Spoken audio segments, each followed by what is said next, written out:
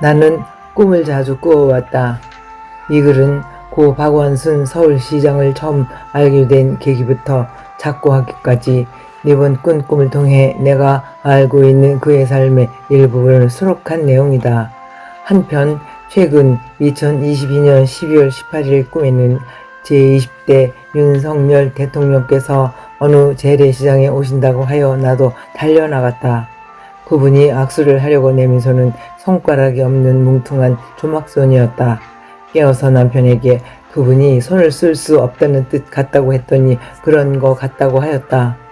그 후 2년 뒤인 2024년 10월 3일 계엄 선포 이후 그분이 하신 내가 손을 쓸 수가 없었다라는 말씀이 내게는 참으로 의미심장하게 들려왔다. 또한 이미 동영상 3편으로 올린 제19대 박근혜 대통령에 대한 상세한 꿈의 내용도 현실적으로 분명하게 드러났다. 이에 살아계신 하나님은 세상을 주관하고 다스리심을 증거하며 2025년 6월 5일에 꾼 현재 21대 대통령의 꿈도 이루어지리라 믿는다.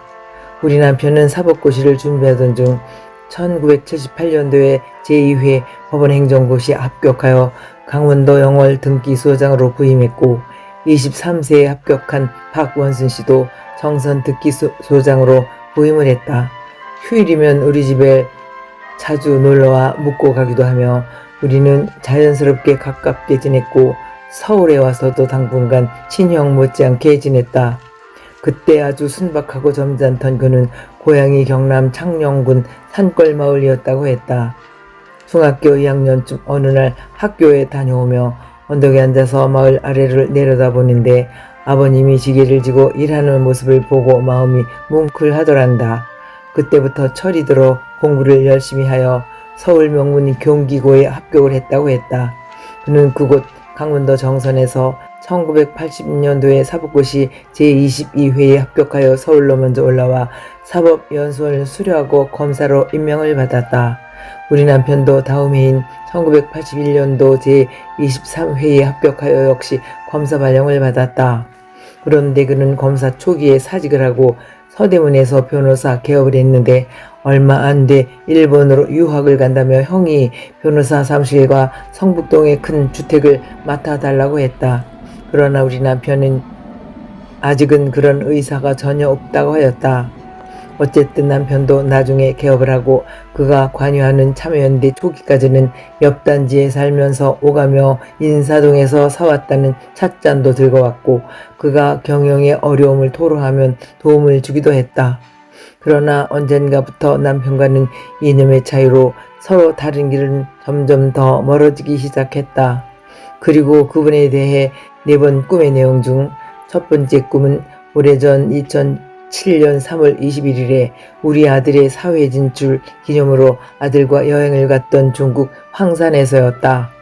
그는 서민들의 신발을 파는 가게의 주인이었는데 이상하게 가게에는 신발이 거의 없었었고 2층 텅 빈 넓은 사무실 책상엔 어디로 옮겼는지 집기들이 없었다. 룻기 4장 7부터 8절 말씀임 신버서 증명이라고 작은 손수첩에 간단히 적어 놓았다. 그는 그 후에 실제로 2011년도 서울시장이 신을 벗어던진 보궐선거에 출마를 했다.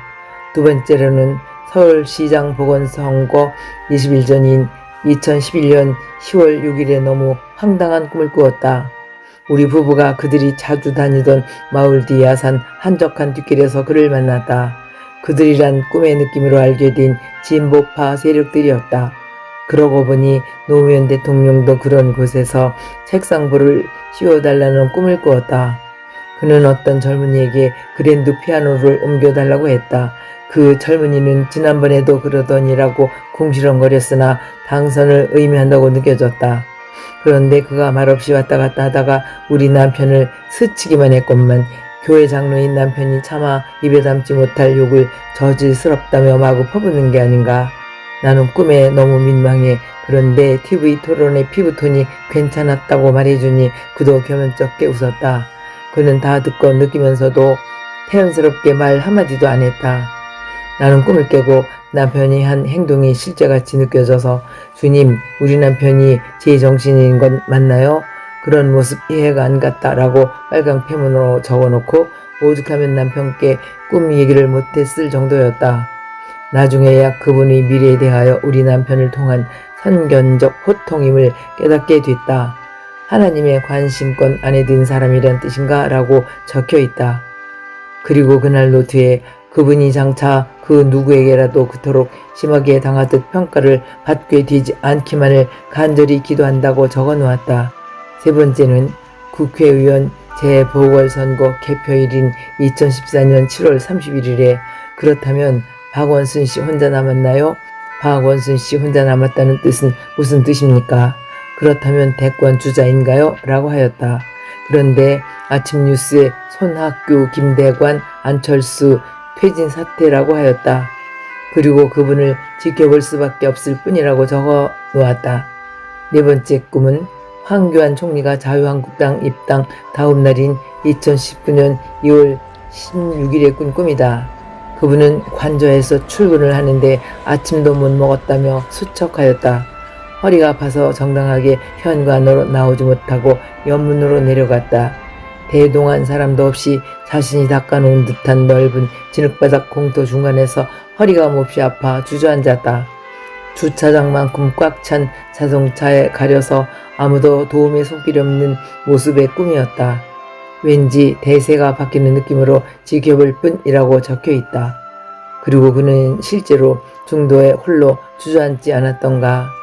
그리고 첫 번째 꿈을 꾸던 2007년에는 남이 벗어주는 신을 신는 모습이더니 결국 자신도 생을 마감함으로 다른 사람에게 신을 벗어주는 상황이 분명하게 발생하지 않았던가. 그런데 더욱 놀라운 사실은 내가 2020년 4월 15일 총선 당일에 새벽기도 전인 오전 6시 2분에 서울시장을 심판하리라고 하였다던 그 택시기사 집사님에게 이렇게 문자를 줬다. 안녕하세요. 누구 뽑으시나요? 저는 어쨌든 2번 4번 찍으려고요. 결과 어떨지요? 라고 보내고 서재로 건너가 유튜브로 남편과 2부 새벽 기도를 드리고 있는데 오전 6시 8분에 그 집사님에게서 전화가 왔다.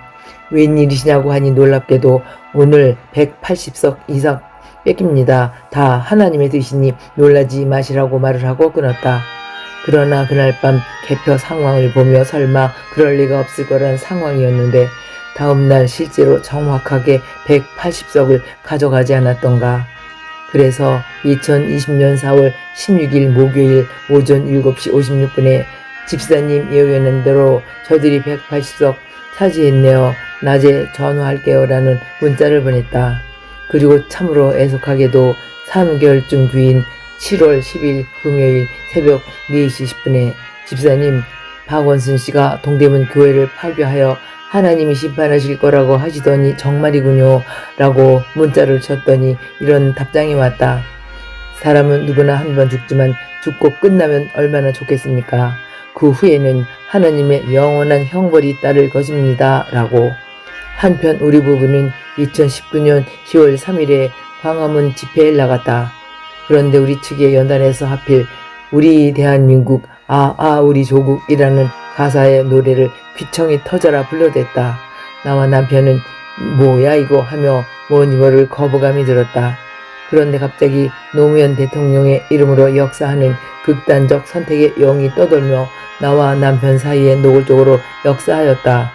우린 간신히 스타벅스로 들어가서 대적을 하며 수습을 하고 다시 합류하였으나 청와대를 향한 행진이 광화문에서 막혀 어둑할 때 집에 도착하였다. 남편이 현관문 앞에서 잠깐 하고 멈춰서서 기도를 하였다. 너 우리 집으로 절대 들어오지 못한다 라고 물리치고 들어왔으나 왠지 불길한 감이 들었다. 그런 뒤 서울시장과 그 후에도 여러 사람의 비보와 최근 2025년 4월에도 여권 핵심 정재원 의원까지 극단적 선택을 하였다.